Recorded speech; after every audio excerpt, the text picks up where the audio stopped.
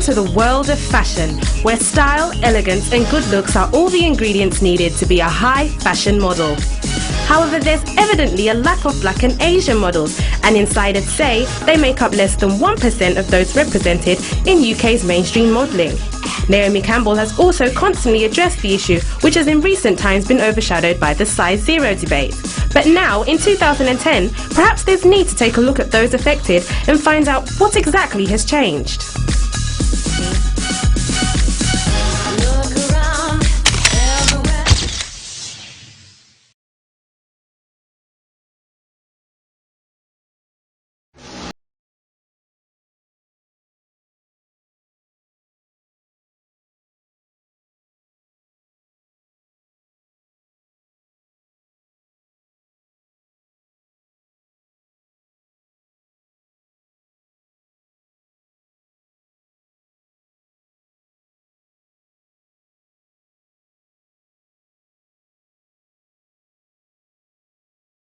To break into mainstream.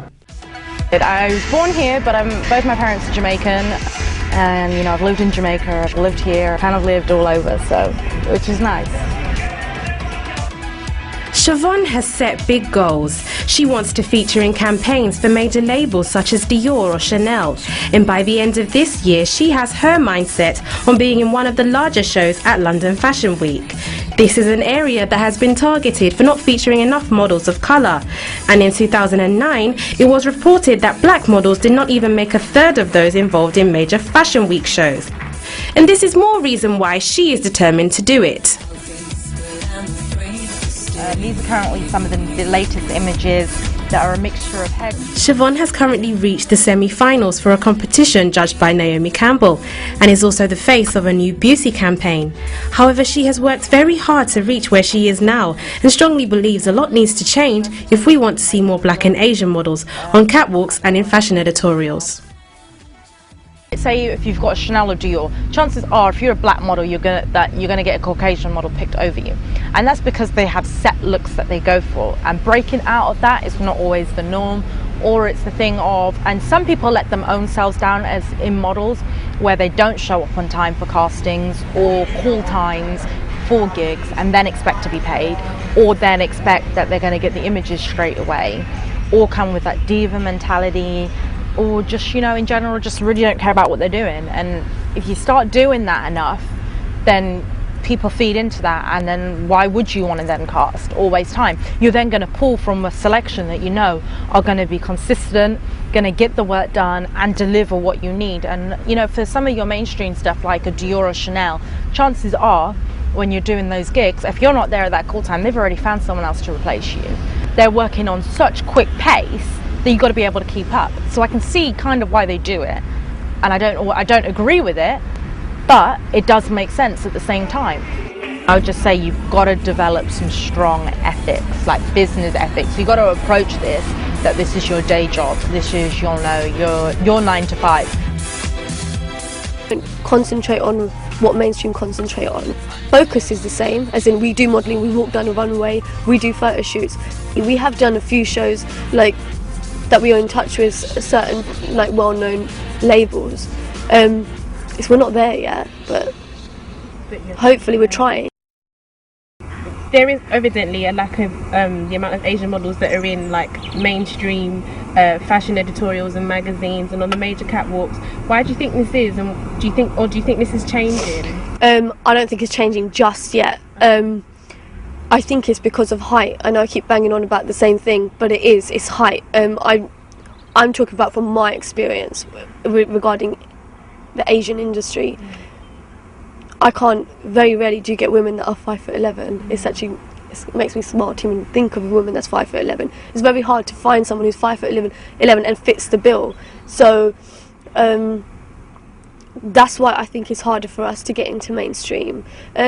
And maybe there's the stereotypical kind of way of the customers. The whole point of modelling is that advertising clothes more so, or perfume, whatever they're advertising. Maybe it's a stereotypical way that if on TV there is an Indian woman or a, I don't know, African, whatever, Jamaican woman on TV, they might think it's aimed at just that Indian woman. So that audience might not buy. Whereas if there's an English or Caucasian woman on TV, people might think, oh well, I'm going to get that because that's the more population in London, in England. So Ayo was scouted by model students in Nottingham 2 years ago, but it hasn't been so easy for him to book major jobs, and has since taken time out to focus on his studies at university. If you take a look at magazines, gentlemen's magazines, you know, the likes of Esquire, GQ, there's very limited, you know, like Afro-Caribbean models in those magazines. And so you were usually modelling like, you know, tracksuit bottoms and trainers and stuff. And the other guys are getting to wear the suits and the shirts and stuff. And so like unless I don't know, JD Sports is looking for a model for their magazine, there's not much out there for us. Yeah. It's been hard for me personally to find jobs because generally I think, you know, there's less jobs out there for black guys, and so it's a case where I was talking about before that a lot of us are being typecasted. So like, you know, we're usually in some obscure like, you know, jobs in like catalogs and like in the sports section. I think the perception of the photographers, the modeling agencies, the designers especially need to change. I, as a black person, I read Esquire and I don't see anyone to familiarize with. I read GQ, don't see anyone to familiarize with.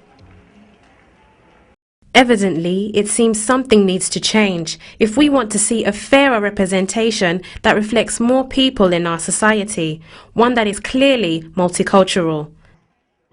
A group of people at Mahogany Models noticed this and set up a campaign which led to the publication of the all-black issue of Italian Vogue. This edition turned out to be the highest and fastest selling magazine issue ever.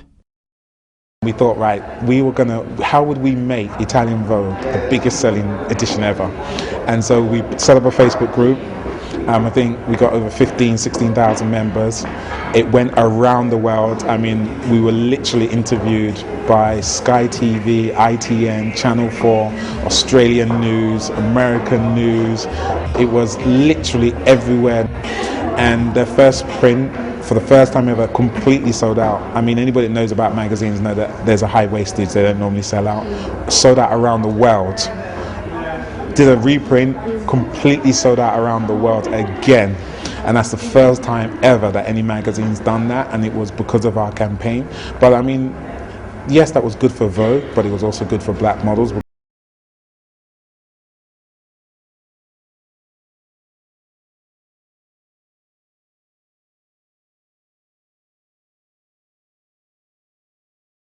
Agencies such as Mahogany and Caramel highlight the fact that a change may be emerging, but only slowly. We've heard from some of the models themselves who have shown how the industry is through their eyes. And during the production of this documentary, one thing that has become clear is that it's only those affected and concerned that feel the need to discuss the issue. Otherwise, it is ignored. In this day and age, race or ethnic background shouldn't be a problem, and some people in the fashion world should endeavour to embrace this. If we want to see a fair representation of our society, the solution, it seems, is to keep pushing.